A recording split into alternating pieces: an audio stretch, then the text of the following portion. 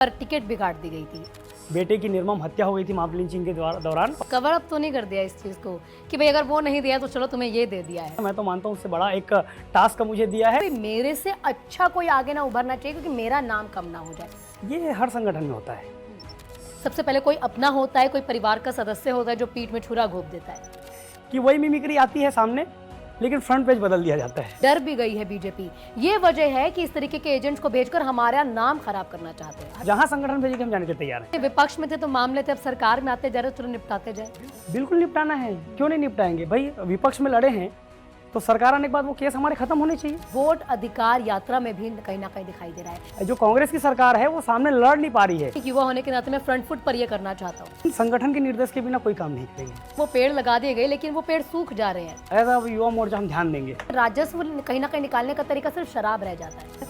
हम तो संगठन के विषय में आपसे बात कर सकते हैं कि वो नक्सली नहीं थे और गांव के लोग तो उन्हें मार दिया गया बस आंकड़े बढ़ाने के लिए। यही तो दिक्कत है विपक्ष का। आप देखिए ये तो एनडीए में तो ज्यादा दल हैं, लेकिन परिवारवाद भी एनडीए में ज्यादा हो चुका है, वॉशिंग मशीन बन चुकी है।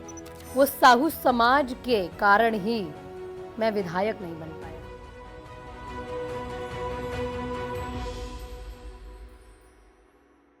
नमस्कार, स्वागत है आपका शख्सियत में। इसमें हम बात करते हैं शख्स का शख्सियत बनने तक के सफर के बारे में। आज मेरे साथ एक ऐसी ही शख्सियत मौजूद है जिन्होंने सफर तो अपना एक जैसे आम शख्स शुरू करता है वैसे ही शुरू किया, लेकिन पहचान बना ली है। युवा सोच है, मजबूत इरादे हैं और जो समर्पण है अपनी पार्टी के प्रति वो तो खैर अलग ही है। जहां तक ये पहुंचे हैं वहां तक पहुंचने के लिए लोग ना जाने कितने साल निकाल देते हैं। पैरेलली अगर देखा जाए तो किरण सिंह देव जहां पर शुरुआत करते हैं और जहां तक का मुकाम उन्होंने हासिल किया, आज वही शुरुआत ये भी कर चुके हैं। मेरे साथ ऐसी ही शख्सियत मौजूद है। शख्सियत का नाम आप समझ ही गएंगे, योगराज ठिकरिया, जिनको आप आम भाषा में या अपने प्यार से आप इन्हें राहुल भी कह देते हैं। सबसे पहले यही जानूंगी कि योगराज से राहुल का सफर कैसे रहा। सर, आपका बहुत बहुत स्वागत है। धन्यवाद रामा जी। मैंने जिस तरीके से बता भी दिया है, मेरा सवाल यही रहेगा कि राहुल से योगराज, ये दोनों चीज समझा दीजिए। देखिए बिल्कुल, सबसे पहली बात तो आपको बता दूं कि राहुल जो है मेरा निक नेम है।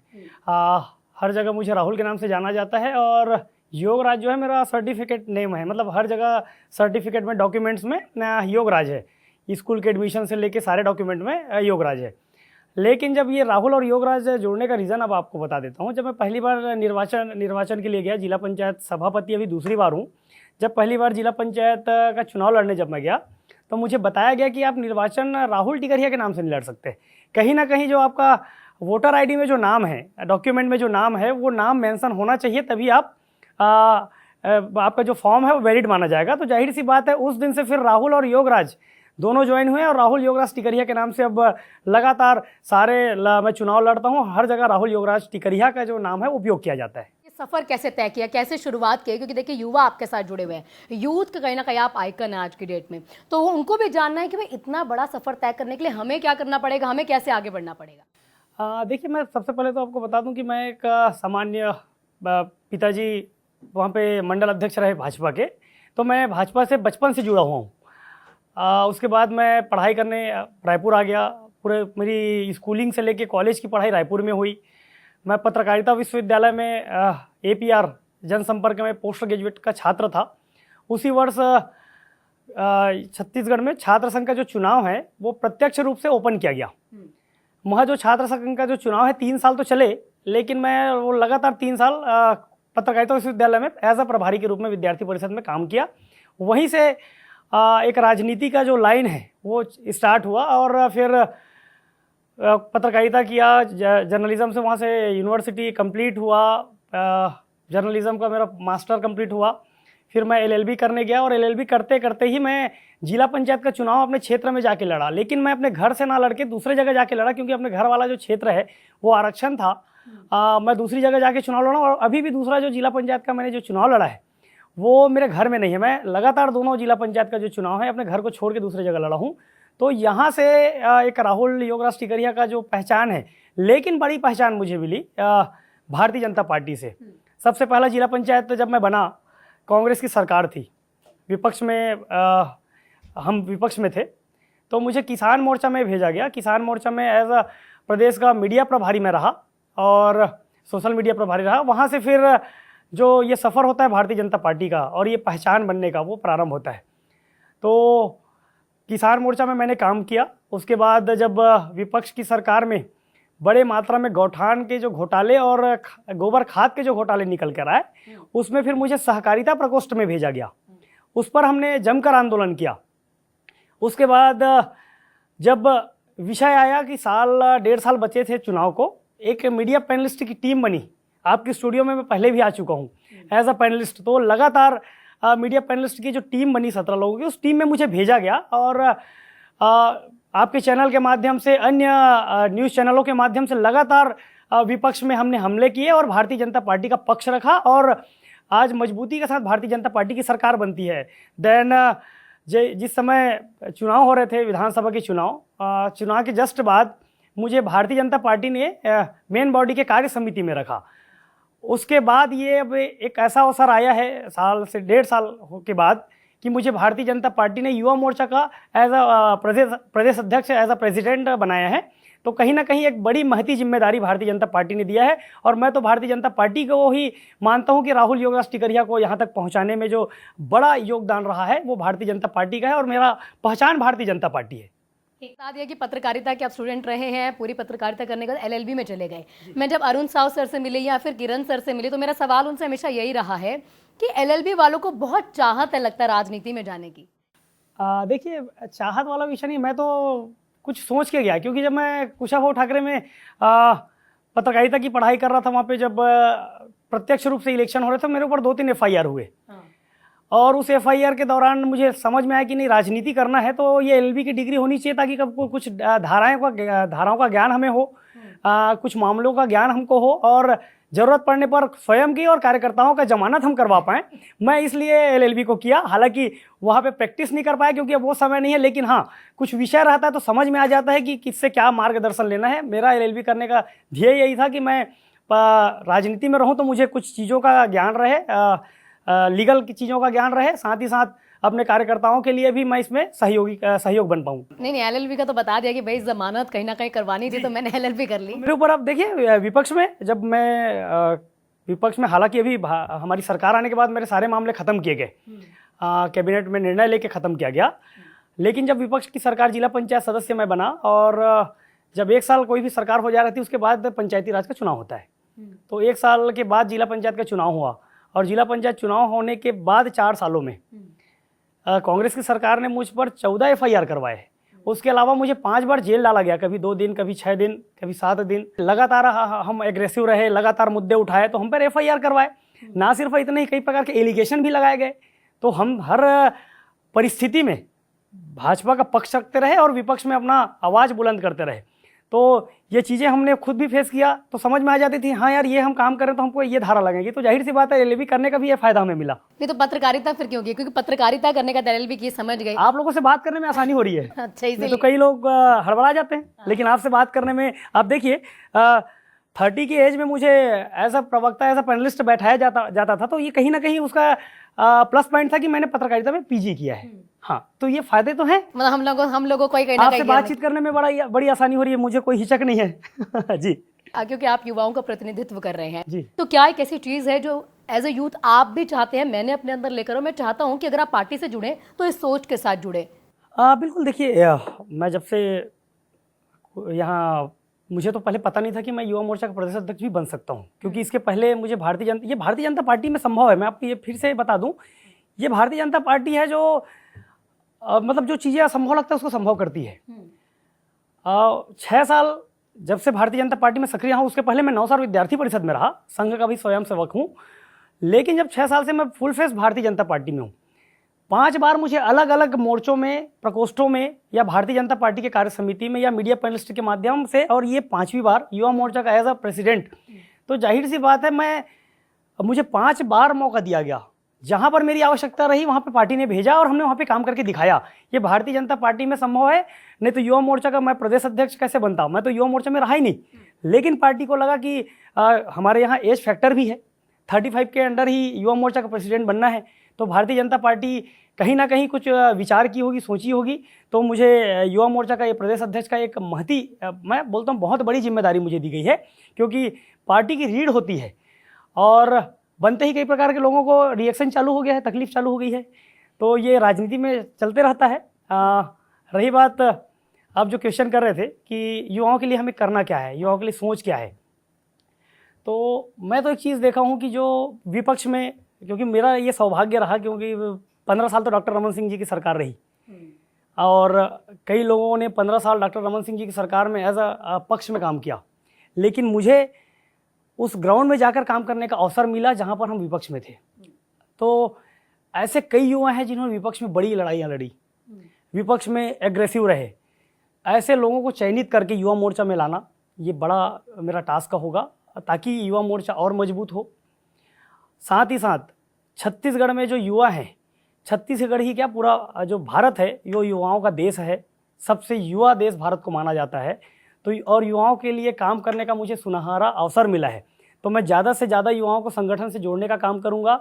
छत्तीसगढ़ में ट्रिपल इंजन की सरकार चल रही है, युवाओं के लिए जितनी भी योजनाएं हैं सरकार की, उन योजनाओं से युवाओं को जोड़ने का काम करना है हमें, क्योंकि हम विपक्ष में तो है नहीं कि हमें आंदोलन प्रदर्शन करना पड़े, लेकिन हम सरकार में हैं और सरकार की योजनाओं को युवाओं तक पहुंचाना और युवाओं को हमें संगठन में जोड़ना, ज़्यादा से ज़्यादा संगठन को मजबूत करना, ये हमारा ध्येय होगा।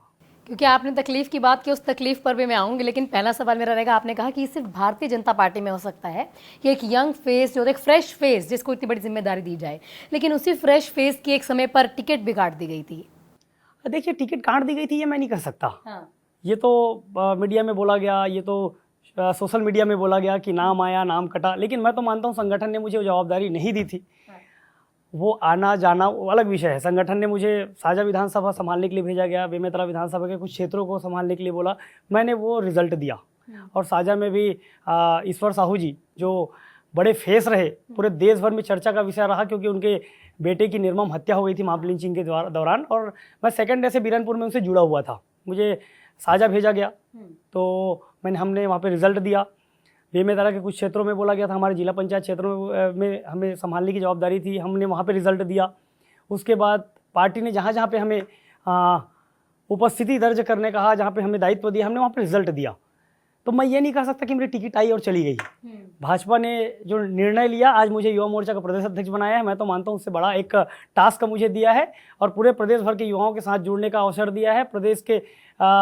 प्रदेश भर के संगठन के व्यक्तियों के साथ, कार्यकर्ताओं के साथ, पदाधिकारियों के साथ जुड़कर और उनके मार्गदर्शन में काम करने का एक बड़ा अपॉर्चुनिटी मुझे मिला है, तो मैं उसे छोटा मानता हूँ, ये बड़ा विषय मेरे लिए। नहीं तो कवर अप तो नहीं कर दिया इस चीज़ को कि भाई अगर वो नहीं दिया तो चलो तुम्हें ये दे दिया है? नहीं, वो विषय अब वो तो पार्टी का विषय, संगठन का विषय है। संगठन तय करेगी। संगठन मैंने बताया भी 6 साल में 5वां जगह पे मुझे भेजा गया है पार्टी ने। नहीं, एक युवा की अपनी इच्छाएं भी तो होती हैं। ऐसा कोई इच्छा नहीं थी भाई, मैं तो कभी सोचा नहीं था कि युवा मोर्चा में मुझे बैठा दिया जाएगा, क्योंकि मुझे किसान मोर्चा, सहकारिता प्रकोष्ठ, देन प्रवक्ता की टीम, पैनलिस्ट की टीम, उसके बाद भारतीय जनता पार्टी के मेन बॉडी के कार्य समिति में, तो भारतीय जनता पार्टी कहीं पर भी मुझे भेज सकती थी। ये अपेक्षा नहीं थी कि मुझे युवा मोर्चा में जाना है, लेकिन भारतीय जनता पार्टी ने तय किया, कुछ सोचा, और मैं तो बहुत बहुत धन्यवाद देता हूँ आपके चैनल के माध्यम से कि भारतीय जनता पार्टी ने एक बड़ी और महती जिम्मेदारी मुझे दी है। आपका अध्यक्ष बनने के बाद ये पहला इंटरव्यू हम लोग ले रहे हैं, तो इसमें ये भी मैं समझना चाहूँगी, इससे बड़े बड़े चेहरे थे, बताया जा रहा था कि कहीं ना कहीं हमेशा राजनीति में ये चीज़ देखी जाती है कि भाई मेरे से अच्छा कोई आगे ना उभरना चाहिए क्योंकि मेरा नाम कम ना हो जाए, तो ऐसे भी कई बातें निकल कर आई थी उस समय। ये हर संगठन में होता है, हर संगठन में कंपटीशन रहता है, हर संगठन में ये रहता है कि कई कॉम्पिटिटर होते हैं, कई लोग चाहते हैं, लेकिन मेरा तो ऐसा विषय था कि मैं चाहता भी नहीं था, क्योंकि मैं युवा मोर्चा में रहा भी नहीं, लेकिन भारतीय जनता पार्टी ने युवा मोर्चा का एक जिम्मेदारी मुझे दिया है, और जितने भी इसकी इच्छा रखते थे, जो भी इस कंपटीशन में थे या जो चाहते थे कि हम युवा मोर्चा का अध्यक्ष बने, हम सभी को लेकर साथ चल रहे हैं, सभी के साथ में लगातार हम अपना कार्यभार लिए। उनके साथ में हम अभी सीएम साहब का बड़ा ग्रैंड स्वागत किए, उनके विदेश से यात्रा के वापसी के बाद। आज पुतला दहन हो रहा है उन्हीं के सभी के सहयोग से, क्योंकि भारतीय जनता पार्टी का एक एक कार्यकर्ता दावेदार होता है, भारतीय जनता पार्टी का बूथ स्तर का भी कार्यकर्ता दावेदार होता है। मैंने आपको पहले भी कहा कि भारतीय जनता पार्टी में हर कुछ संभव है, तो जहाँ पर हम कॉम्पिटिटर नहीं मारते, भारतीय जनता पार्टी का एक एक कार्यकर्ता जहाँ पे मैं बैठा हूँ वहाँ पे बैठने का हकदार है। तकलीफ भी कुछ लोगों को हो रही है, ऐसी तकलीफें जो है वो बाहर भी आ रही है और लंबे समय से आप इन चीज़ों से जूझ भी रहे हैं। ऐसा लगता है कि जब भी कुछ हासिल कर लेते हैं कि बाहर के लोग तो बाद में कहीं ना कहीं वार करते हैं, सबसे पहले कोई अपना होता है, कोई परिवार का सदस्य होता है जो पीठ में छुरा घोंप देता है। जी देखिए, अभी तक तो हमने देखा है कि जो विपक्ष के लोग हैं, कांग्रेस के लोग हैं, वही हर बार ये हरकत करते हैं। मैं जब जब जिला पंचायत का चुनाव लड़ूंगा तब ये मुद्दा निकल के आएगा, कुछ मिमिक्री निकल के आएंगे, कहीं पे कुछ चैटिंग निकल के आएगा। देखिए, मिमिक्री कराना आसान है, चैटिंग कोई भी बना लेता है। किसी का भी आप नाम, किसी के भी नंबर को आप किसी के भी नाम से सेव करके आप चैट बना सकते हो। ये मतलब एक तुच्छ प्रकार की जो राजनीति चल रही है विपक्ष के द्वारा, ये अपने आप में दुखद है। और जब जब नाम आएगा, जब जब हम चुनाव लड़ने जाएंगे, ये उसको परोसने का काम करते हैं। वो जब हम स्कूल में जाते हैं ना, तो कभी कभी क्या होता है कि जो एक अच्छा होनहार विद्यार्थी होता है, उसके पास टीचरों की एक अच्छी टोली होती है जो उनको प्रोजेक्ट भी अवेलेबल करा देते हैं। वो क्या करता है, सिर्फ फ्रंट पेज बदल के उसको जमा कर देता है, सबमिट कर देता है। मैं 4 साल में ये चौथी बार देख रहा हूँ कि वही मिमिक्री आती है सामने, लेकिन फ्रंट पेज बदल दिया जाता है। तो ये चीज़ें चलती रहती राजनीति में, कोई विषय नहीं है, लेकिन हमें युवाओं के लिए काम करना है, भारतीय जनता पार्टी के संगठन को मजबूत करना है। पहले जो है बहुत सारे ऐसे जो शब्द हैं वो कहीं ना कहीं पार्टी के द्वारा भी बोले गए हैं, तो उन शब्दों की भी मर्यादा होनी चाहिए। देखिए, गला काटने की बात भारतीय जनता पार्टी के किसी नेता ने आज तक नहीं की, लेकिन तृणमूल कांग्रेस की सांसद कहती है कि अमित शाह जी का गला काट देंगे। मतलब ये गृह मंत्री जी के लिए इस प्रकार से अपशब्द, मतलब ये ना सिर्फ चरित्र हनन में है, ये गाली गलौज में है, ये मारने और हत्या तक की बात करते हैं। वैसे ही राहुल गांधी जी का जो मंच था, कांग्रेस का मंच था, वहाँ पे आपने भी सुना, पूरे देश ने सुना कि एक अभद्र गाली माननीय मोदी जी के माता जी के लिए निकला। तो जाहिर सी बात है, यहाँ पूरा देश और नरेंद्र मोदी जी एक पेड़ माँ के नाम से एक सिर्फ अभियान नहीं चला रहे हैं, ये आंदोलन हो गया है पूरे देश भर में कि जगह जगह जब भी कार्यक्रम हो रहा है, शासकीय कार्यक्रम हो या हमको जहाँ पे भी प्रवास करना हो, हम एक पेड़ माँ के नाम से लगा ही रहे हैं। और ये सिर्फ पार्टी नहीं कर रही है, प्रशासन कर रही है, उसके अलावा जो संस्थाएं हैं वो भी एक पेड़ माँ के नाम से लगा रही है, व्यक्ति भी लगा रहे हैं हमारी माँ के नाम से एक पौधा। तो जाहिर सी बात है, माँ का दर्जा कहाँ है ये हम सभी को बताने की आवश्यकता नहीं है, लेकिन ये कांग्रेस की पार्टी है जो माँ बहन की गाली तक भी पहुंचती है और हत्या तक भी पहुंचती है और चरित्र हनन तक भी पहुंचती है। कांग्रेस ये वाली बात बोल रही है कि बिहार में हमारी जिस तरीके से रैली निकल रही है, जो मजबूती बिहार में देखने को मिल रही है, एक वजह है कि बीजेपी अपने एजेंट्स को भेज कर, क्योंकि डर भी गई है बीजेपी, ये वजह है कि इस तरीके के एजेंट्स को भेजकर हमारा नाम खराब करना चाहते हैं। देखिए, एजेंट वाली क्या बात है, अगर कोई एजेंट वहां पे पहुंचा तो एजेंट को सामने लाए कांग्रेस की पार्टी। ये तो कांग्रेस की पार्टी है जो बीच में ये अफवाह उड़ा दिया था कि ये भारतीय जनता पार्टी का कार्यकर्ता था, उस पर एफआईआर उसी व्यक्ति ने करवाया अनूपपुर में। एमपी का वो युवा है, मतलब वो बिहार का युवा नहीं है, वो एमपी का युवा है जिसका फोटो ट्रोल किया जा रहा था, वो स्वयं कांग्रेस पार्टी के ऊपर एफआईआर दर्ज करवाया है। नहीं तो जो कांग्रेस कहती थी व्हाट्सएप यूनिवर्सिटी से नहीं पढ़ना, तो वही यूनिवर्सिटी से पढ़ के खुद ही वायरल कर दिया। नहीं, व्हाट्सएप यूनिवर्सिटी से पढ़ने वाला विषय नहीं, उन्होंने खुद वायरल किया इस चीज़ों को। आप जो कह रही हैं कि उन्होंने वायरल किया, बिल्कुल उन्होंने वायरल किया। उन्होंने कह दिया कि जो लड़का वहाँ पे गाली गलौज किया है वो भारतीय जनता पार्टी का कार्यकर्ता है, शिवराज जी के साथ खड़ा है। ये बिल्कुल गलत था। उस युवा ने स्वयं अनूपपुर थाने में एफआईआर करवाया कि मेरा नाम जबरन घसीटा जा रहा है, और जिसने भी गाली दी है कांग्रेस पार्टी के खिलाफ उसने स्वयं एफआईआर करवाया है। तो और हो सकता है आज या कल में भारतीय जनता पार्टी भी यहाँ पे छत्तीसगढ़ के कई कांग्रेस के नेताओं ने सोशल साइट पर मोदी जी के खिलाफ कुछ अभद्र टिप्पणियाँ की हैं, उन पर भी एफआईआर होगा। तो जाहिर सी बात है, जो गलत मैसेज सर्कुलेट करेंगे उनके ऊपर कड़ी कार्रवाई की जाएगी और एफआईआर दर्ज की जाएगी। क्योंकि लगातार हम ऐसा मानते भी और देखते भी हैं, अगर आपको देश की राजनीति साधनी है तो आपको उत्तर प्रदेश से निकलना पड़ता है, तो मतलब उत्तर प्रदेश से साधी जाती है। छत्तीसगढ़ की राजनीति साधनी है तो आपको बस्तर से निकालना पड़ता है। तो अगर आपको ऐसा लगता है, अब आप चाहते हैं कि भाई मैं दोबारा से मुझे टिकट मिले, तो आप कौन सी जगह से चाहते हैं कि मेरे को वो टिकट मिल जाए अगर मैं फ्यूचर में चुनाव लड़ना चाहूँ तो? देखिए, भारतीय जनता पार्टी ने एक बड़ा दायित्व मुझे दिया है, और युवा मोर्चा का दायित्व जो होता है, कहीं ना कहीं आप देखिए, मैं जब से बना हूँ, जिस दिन से बना हूँ, मैं अपने घर नहीं जा पा रहा हूँ, मैं अपने गांव नहीं जा पा रहा हूँ, बल्कि ज़्यादा दूर नहीं, महज यहाँ से 30 किलोमीटर मेरा गांव है। लगातार भारतीय जनता पार्टी में चिरैवेती का जो सिद्धांत है वो चलता है, और भारतीय जनता पार्टी अंत्योदय के सिद्धांत पर चलती है। हम अंतिम छोर के व्यक्ति, जैसे आपने कहा कि बस्तर से शुरुआत होती है, बिल्कुल बस्तर को हम अपना अंतिम छोर मानते हैं, और वहाँ पे वहाँ की युवाओं से संवाद करना भी हमारी प्राथमिकता होगी। हम नक्सलाइट बेल्ट में जाकर, गाँवों में जाकर युवाओं को जोड़ेंगे और उनसे संवाद करेंगे। ये आपके चैनल में भी कुछ दिनों के बाद आना प्रारंभ हो जाएगा। तो जाहिर सी बात है, जो आपने विषय रखा कि मैं कहाँ से लड़ना चाहता हूँ, तो मैं बता दूं, मैं कहीं से नहीं लड़ना चाहता। भारतीय जनता पार्टी जो आदेश करे, संगठन में रहने के लिए आदेश करे, तो हम एक आदेश आपको कर दे कि भाई राहुल जाओ, जो जगह तुम कहोगे मैं वो वाली टिकट तुम्हें दूंगा। तो आप एक इच्छा तो होती है भाई मैं ये चाहती हूँ मैं एक बार ये चीज कर लूँ, तो आपकी कोई इच्छा? मैंने पहले भी कहा कि उस जगह से बड़े जगह में मुझे बैठाया गया ऐसा मुझे लगता है, क्योंकि मुझे प्रदेश के युवाओं से जुड़ने का मौका मिला है, प्रदेश के संगठन के एक एक कार्यकर्ताओं से, एक एक व्यक्तियों से जुड़ने का अवसर मिला है। मैं तो चाहूंगा कि मैं संगठन में रहूं और संगठन मुझे आदेश करे कि आप ये काम करो और ये आप यहाँ पे ये काम करो, चाहे संगठन में काम करो चाहे सत्ता में काम करो, जहां संगठन भेजेगी हम जाने के लिए तैयार हैं। नहीं तो आप ये कहना चाहते हैं कि विधायकी में वो मजा नहीं है, मजा जो है इस प्रदेश अध्यक्ष बनने में, युवा प्रदेश। तो विधायकी भी या सांसदी भी एक ऐसा विषय है, जनप्रतिनिधि बनना, जहाँ पर आप छोटे छोटे लोगों का जो जहाँ पर लोग नहीं पहुँच पाते वहाँ तक आपकी पहुँच हो जाती है और उस पर काम करने का अवसर मिलता है। लेकिन संगठन में भी काम करने का एक अपना अलग विषय है, एक अलग आवरा है। संगठन में काम करने का मतलब है, आप ये मान के चलिए जैसे मुझे एज अ प्रदेश अध्यक्ष भी बैठाया गया है, बनाया गया है, तो मैं ये जगह सिर्फ मेरा नहीं है, हर कार्यकर्ता का है। कि 30 साल की उम्र में मुझे जो बड़ी जिम्मेदारी दी गई है ये सिर्फ इसी पार्टी में देखा जा सकता है, लेकिन ऐसे अन्य राज्यों से भी बहुत सारे युवा आते हैं जो आपको लगता है यार इसमें वो बात है इसको ना, लेकिन मौका नहीं मिला। एक एक कार्यकर्ता को मैं पुनः आपके चैनल के माध्यम से बोल रहा हूँ, युवा मोर्चा का मैं सिर्फ अध्यक्ष नहीं हूँ, मेरा एक एक कार्यकर्ता युवा मोर्चा का अध्यक्ष है और वो उनको जहाँ पर मेरी आवश्यकता होगी मैं उनके लिए खड़ा रहूँगा। अभी आपके सिंघानिया साहब के साथ ही बैठे बैठे मैंने रायपुर एसपी साहब से बात किया एक कार्यकर्ता के विषय में। वो भी विषय यही था कि भूपेश बघेल जी के सरकार में, कांग्रेस के सरकार में, देखिए ये हमारी सिद्धांत है, हम बिल्कुल जी लगा के करेंगे भले वो हमारे लिए कुछ भी कहें। तो ये भारतीय जनता पार्टी का संस्कार है। तो हमारे कार्यकर्ता को आज 6 पुलिस वाले पुराने मामले में, पुतला दहन के मामले में गिरफ्तार करने पहुंच गई थी।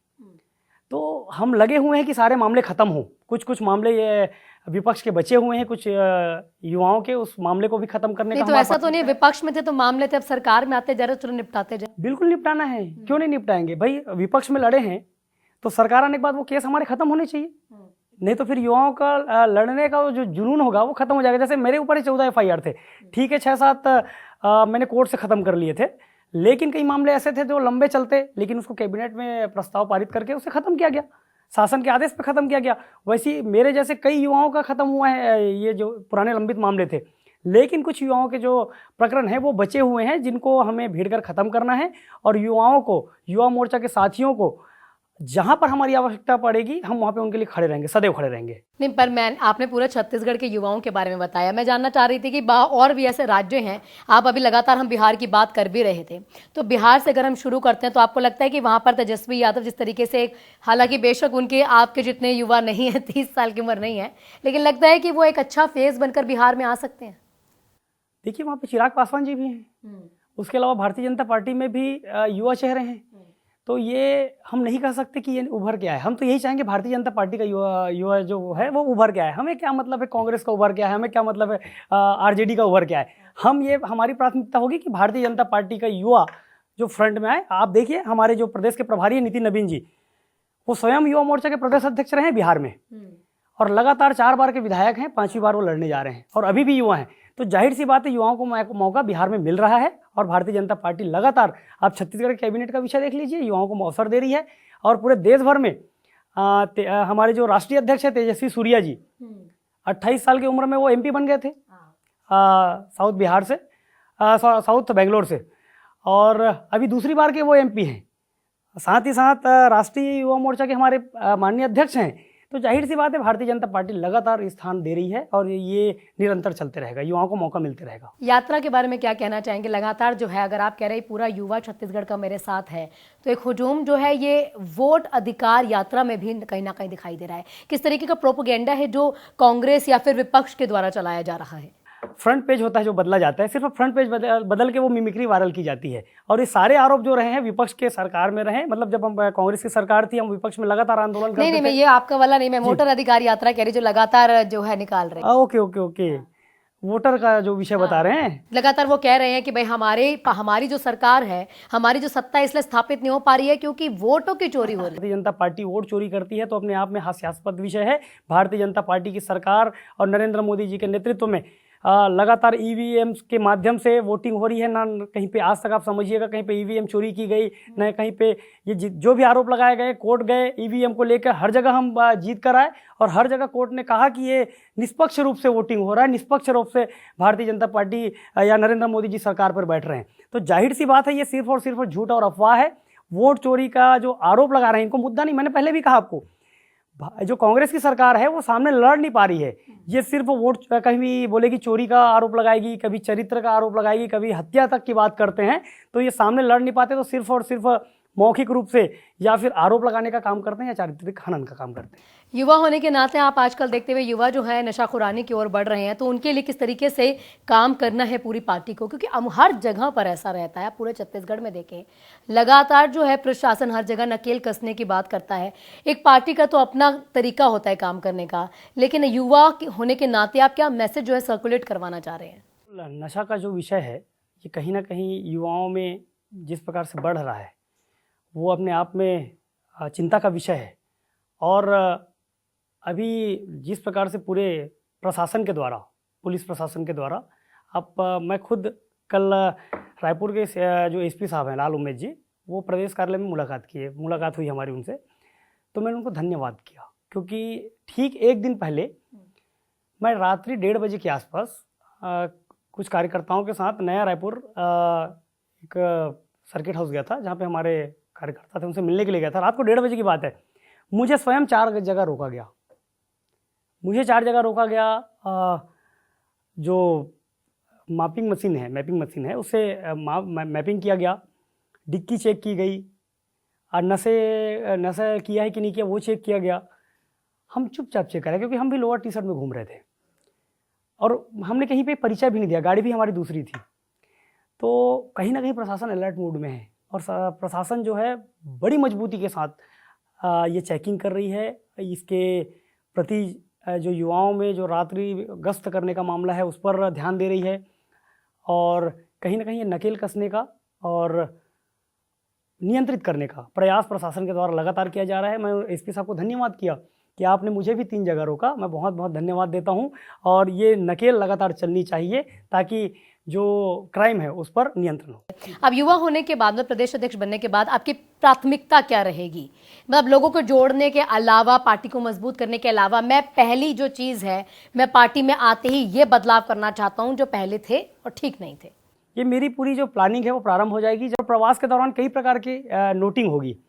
उसके बाद 1-1.5 महीने बाद जब मैं आपके साथ बैठूंगा तो शायद कुछ रिजल्ट आपको बता पाऊँ कि मैं ये सोचा और ये करने की प्लानिंग है, ये बदलाव करने की प्लानिंग। क्योंकि आप लगातार कह रहे हैं कि संगठन जो कहीं ना कहीं आदेश देगा उस तरीके से मैं बैकअप फॉर्म में युवा हमारा जो पूरा मोर्चा है खड़ा रहेगा, लेकिन कहीं ना कहीं फ्रंट फुट पर भी तो होता है ना कि युवा होने के नाते मैं फ्रंट फुट पर ये करना चाहता हूँ। फ्रंट में ही हैं हम, लेकिन संगठन के निर्देश के बिना कोई काम नहीं करेंगे, संगठन से अनुमति लिए बिना कोई काम नहीं करेंगे। ये भारतीय जनता पार्टी है, भारतीय जनता पार्टी का यही मूल मंत्र है कि संगठन हमारे लिए सर्वोपरि होता है। संगठन जो हमें कहेगा हमारे लिए मतलब मील का पत्थर है। बोल दिए मतलब बोल दिए। दूसरी बात जो आप कह रहे हैं कि ये फ्रंट लाइन की बात, युवा मोर्चा का प्रदेश अध्यक्ष बना के हमें फ्रंट लाइन में किया गया है, इसमें कोई दो राय नहीं है।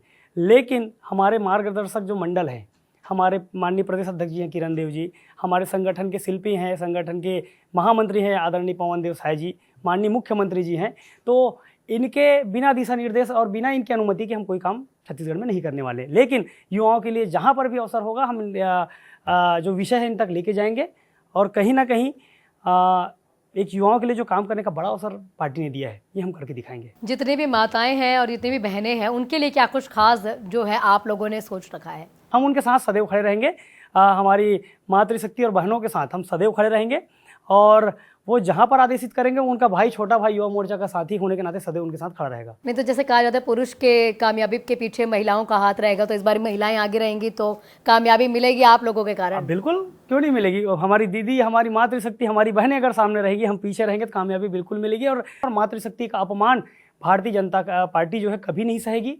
जहाँ पर लगेगा वहाँ पे हम खड़े होंगे। मैंने पहले भी कहा कि नरेंद्र मोदी जी की आप सोच देखिए, एक पेड़ माँ के नाम से जो अभियान उन्होंने प्रारंभ किया था आज आंदोलन बन गया है। नहीं, पर कई तस्वीरें ऐसी आई हैं कि बेशक वो पेड़ लगा दिए गए लेकिन वो पेड़ सूख जा रहे हैं। देखिए कहीं ना कहीं पे अगर कुछ जगहों पे लापरवाही आ रही होगी उस पर हम एज अ युवा मोर्चा हम ध्यान देंगे।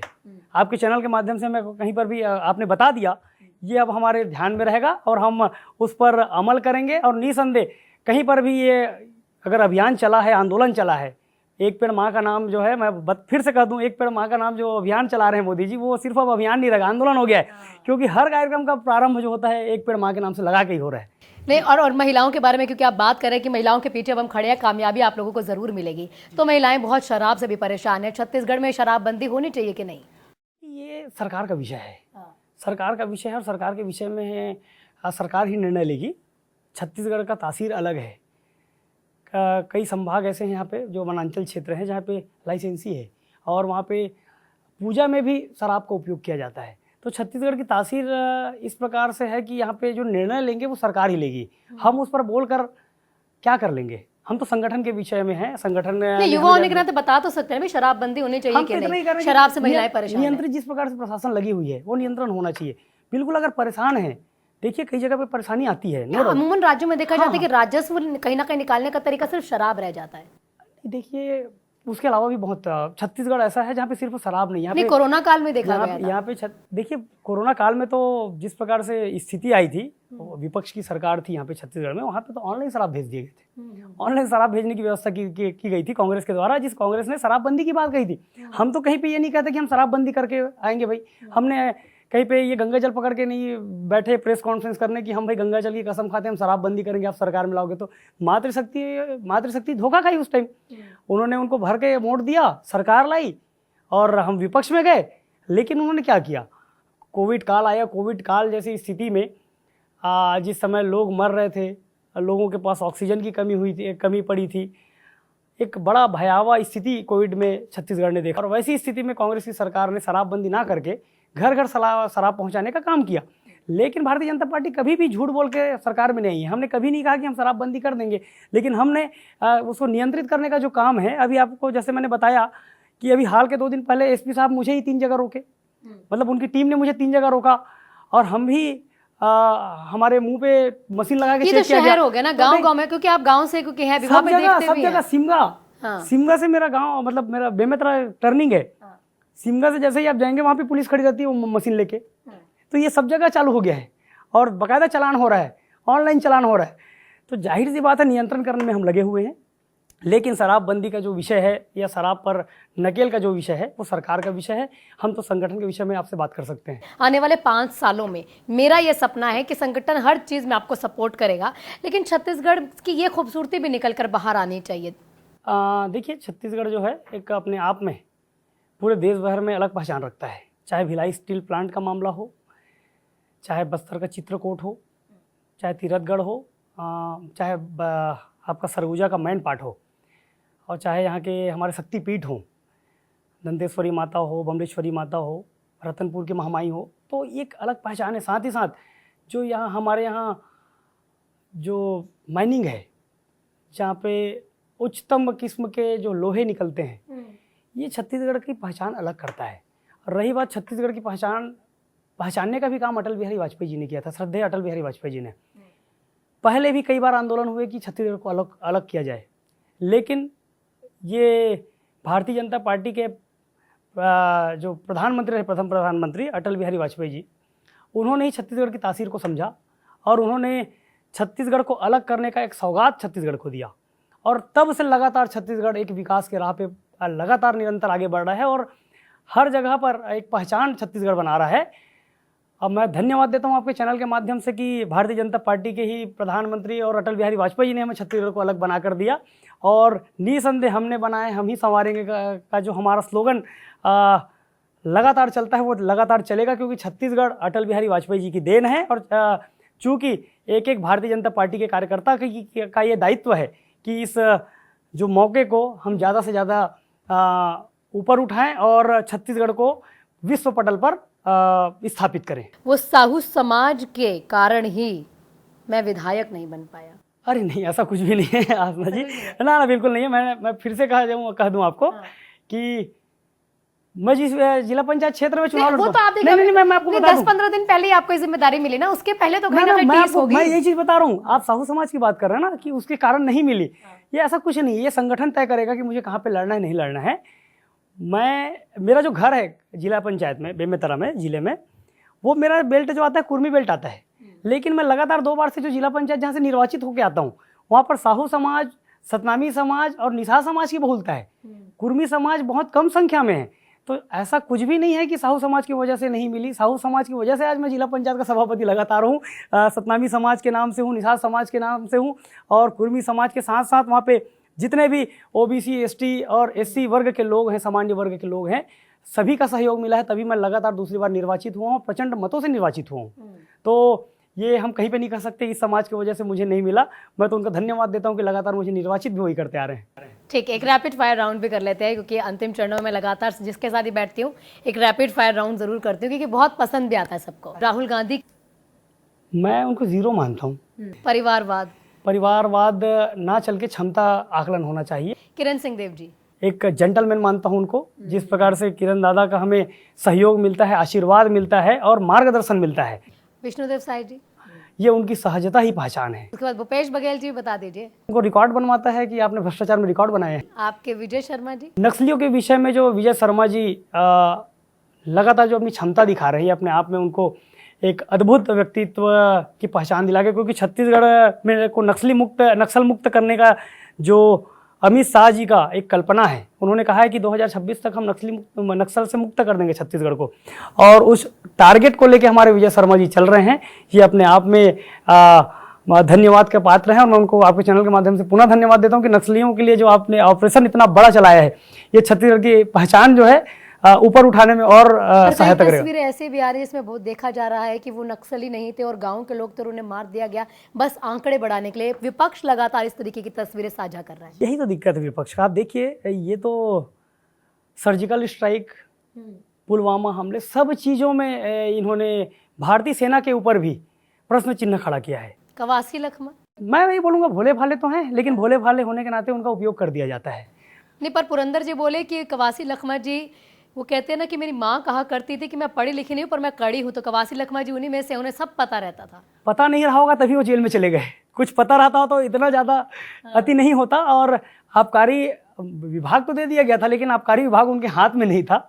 उसी का रीज़न है कि वो उनको जेल जाना पड़ गया और बड़े भ्रष्टाचार के मामले सामने आए। उसमें मैं तो यही कहूँगा कि कवासी लखमा जी को फंसा दिया गया, विभाग दे दिया गया जरूर, लेकिन विभाग उन तक सौंपा नहीं गया। अब दो पूछूंगी, लेकिन एक एक शब्द बस। कांग्रेस, कांग्रेस के लिए मैं इतना ही कहूँगा कि कांग्रेस की रीति और नीति अब ऐसी हो गई है कि वो हत्या की बात करती है और चारित्रिक खनन की बात करती है। बीजेपी, बीजेपी संस्कार और सिद्धांत में चलने वाली। आरजेडी, आरजेडी का आपने देखा अभी विषय कि वो गाली गलौज तक उतर रही है, और उन्हीं की सहयोगी पार्टी तृणमूल की जो कांग्रेस पार्टी है वो हत्या तक में उतर जा रही है, गले काटने की बात कर रही है। तो ये सारे के सारे अपने सिद्धांत खो चुके हैं। इंडिया अलायंस, एनडीए अलायंस का ही मैं बात कर रहा हूँ। कांग्रेस कहती है कि मोदी जी के विषय में गाली गलौज करती है लगातार, और अभद्र गालियां करती है जिसमें मातृशक्ति का अपमान होता है। आरजेडी का विषय आप समझ लीजिए, वो भी मातृशक्ति के अपमान करने में पीछे नहीं है। वैसे ही तृणमूल कांग्रेस जो है वो लगातार हत्या तक की बात कर रही है, गले काटे तक की बात कर देती है, गृह मंत्री जी तक के विषय में। तो जाहिर सी बात है जो इंडिया अलायंस का विषय है, चाहे आप देख लीजिए दिल्ली में आपका जो पार्टी है उसने क्या किया, शराब के मामले में उसने क्या किया। तो ये जो पार्टी है पूरी भ्रष्ट हो चुकी है और एक दूसरे को स्टेपनी देने के लिए लगी हुई है, लेकिन स्टेपनी भी देने में लोग विफल हैं। एनडीए का मैंने पहले भी कहा कि भारतीय जनता पार्टी संस्कार और अपने सिद्धांत के साथ चलती है, अंत्योदय के विषय में चलती है। इसीलिए 21 राज्यों में भारतीय जनता पार्टी के 2 से शुरू होते हैं, 0 से शुरू होते हैं, 2 लोकसभा मेंबर से शुरू होकर आज भारतीय जनता पार्टी शीर्ष तक पहुंचती है। 21 राज्यों में भारतीय जनता पार्टी की सरकार बनती है। तो ये सिद्धांत और वैचारिक जो विषय है, वैचारिक हमारी ताकत है, और अंत्योदय का जो सिद्धांत है, उसी सिद्धांत के चलते हम आज यहाँ तक शीर्ष तक पहुंचे हैं। लेकिन आपने कहा इंडिया अलायंस में जितने लोग हैं सारे भ्रष्टाचारी हैं, सारे हत्यारे हैं, और यही गठबंधन है जो इन लोगों ने बना लिया। वहीं पर इंडिया अलायंस ये बात बोलते हैं कि एनडीए में तो ज्यादा दल हैं, लेकिन परिवारवाद भी एनडीए में ज्यादा हो चुका है, वॉशिंग मशीन बन चुकी है। देखिए, वॉशिंग मशीन का जो विषय वो लोग कहते हैं वो सरासर झूठ है। कोर्ट का मामला है। अभी भी देखिए, जब पैरोल बढ़ती है, अभी छत्तीसगढ़ में कई नेता अंदर हैं, माननीय मुख्यमंत्री जी जो रहे पूर्व में, बघेल जी, उनके बेटे अंदर हैं। पैरोल बढ़ती है तो ये कहते हैं कि दुरुपयोग किया जा रहा है। भाई, न्यायालय का दुरुपयोग कौन कर सकता है? न्यायालय अगर चाहे तो आपको छोड़ देगी, आपका भी वकील है। न्यायालय तय करती है कि वॉशिंग मशीन है कि वॉशिंग मशीन नहीं है, और जांच के बाद अगर कोई मुक्त होता है उसे वॉशिंग मशीन नहीं कहा जा सकता, वो न्यायालय के माध्यम से मुक्त होगा और न्यायालय ही तय करेगी। जी, युवा है, एक रैली आपकी मैंने तस्वीरें देखी हैं, आपके साथ बातचीत भी हुई थी, और कहीं ना कहीं वो मैसेज मैं चाह रही हूँ युवा होने के नाते आप हमारे जितने यंग जनरेशन है दे दीजिए कि भाई अगर आप रायपुर में रहते हैं तो कुछ जो पालन है आप यातायात के नियमों का कर लीजिए। बिल्कुल ठीक है, आप जो विषय बता रहे हैं मेरे ध्यान में है। मैं बिल्कुल आग्रह करूंगा कि जिस प्रकार से युवा है वो नशे से तो दूर रहें, नशे का सेवन का बिल्कुल करने से परहेज करें। प्रशासन आपको चेक करने के लिए बैठी है जगह जगह, और प्रशासन आपको रोकने के लिए भी बैठी है, चालान काटने के लिए भी बैठी है। साथ ही साथ जो बाइक चलाते हैं उन सभी युवा साथियों से मैं आग्रह करूंगा, और युवाओं के साथ साथ अन्य जो वरिष्ठ हैं, युवा से भी ऊपर हैं, महिलाएं हैं, मातृशक्तियां हैं, उनसे भी आग्रह करूंगा कि आप सभी हेलमेट का प्रयोग करें। मुझसे जो गलती हुई थी उसे मुझे बताया जा रहा है इनडायरेक्टली, तो आप सबसे मैं आग्रह करता हूं कि आप सभी हेलमेट का उपयोग करें और यातायात नियमों का पालन करें। क्योंकि मेरे साथ एसएसपी साहब बैठे हुए तो उन्होंने कहा है कि भाई ये कड़ी से पालन करवाना है हमने, और हर एक को ऐसे बिल्कुल बिल्कुल बिल्कुल, हम आपके चैनल के माध्यम से आग्रह भी कर दे रहे हैं। ठीक है, तो इसी के साथ शख्सियत में तो फिलहाल इतना ही। इन्होंने बता दिया है संगठन की मजबूती कहीं ना कहीं मेरा एकमात्र प्राथमिकता है, उसकी मजबूती के साथ मुझे आगे बढ़ना है, और आगे बढ़ते हुए जितने युवा हैं अगर मेरे साथ जुड़ते हैं तो आप ये मत सोचिए कि आप सिर्फ एक कार्यकर्ता है, नहीं, आप मेरे लिए उसी गद्दी पे बैठे हुए शख्स है जहां पर मैं बैठा हुआ हूं। मैं किसी में भी किसी भी तरीके का फर्क नहीं समझूंगा, और अगर आपके ऊपर विपक्ष जो है लालचन लगाता है, लाठियां बरसाता है, या किसी भी तरीके की लानतें आपको मिलती हैं, तो ये संग आपके खड़े हैं, बस आप साथ इनके चलने को तैयार हो जाइए। इसी के साथ शख्सियत में फिलहाल इतना ही। एक और शख्सियत से फिर होगी मुलाकात, जानेंगे उनके पूरे सफर के बारे में इस प्रोग्राम में। मेरे साथ फिलहाल इतना ही।